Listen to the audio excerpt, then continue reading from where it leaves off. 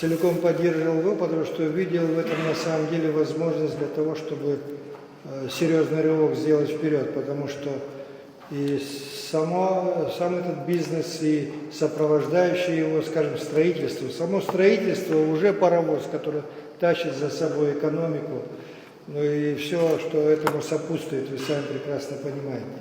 Сейчас, который вариант представлен, ну это, конечно, значительно отличается, но я думаю, что мы его все-таки рассматриваем больше как пилотный проект. Посмотрим, как там это будет приживаться, и в дальнейшем и общество, наверное, успокоится, которое сегодня так активно настроили некоторые политики наши. У нас, к сожалению, некоторые политики думают о 7-минутном эффекте, а не о последствиях своих действий и своих слов некоторых, к сожалению.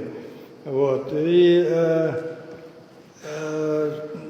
на самом деле вот этот регион, скажем, Чамчирский, Гальский, которые определили сегодня под этот проект, это очень привлекательно.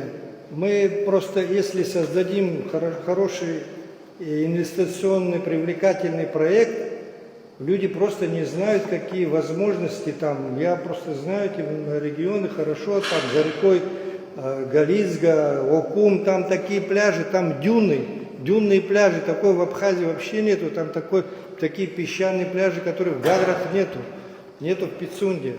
Это нужно просто показать инвесторам.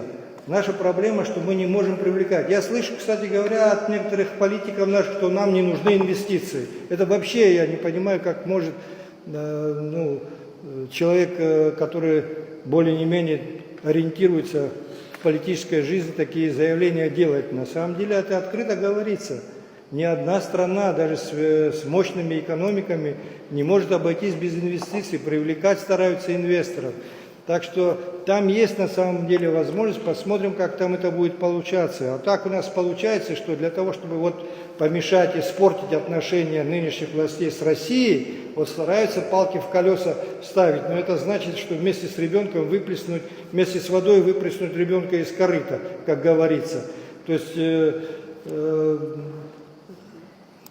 это же оставит такой неизгладимый след в нашей ближайшей истории, усугубив отношения с нашим стратегическим союзником, нынешние власти и последующие власти не смогут потом наладить никакие отношения. Но я уверен, что люди правильно все понимают.